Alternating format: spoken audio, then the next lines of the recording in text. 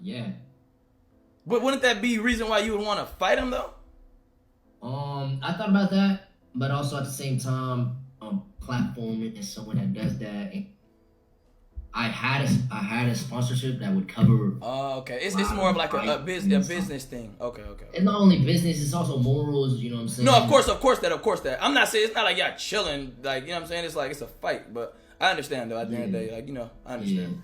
Yeah, but I mean that's fine. I mean when y'all doing it. Oh, and I see the thing with Jason. Pulling me out the fight, whatever, which is cool. It's understandable. I just wish Jason would have hit me directly and told me that, like, you know, because I'm not gonna lie, I understand that. I understand, you know what I'm saying? Like, I understand or whatever, like, it's reasonable, you know? But I just wish he would have sent me, but all love to him, bro. Blessings to him, too, bro.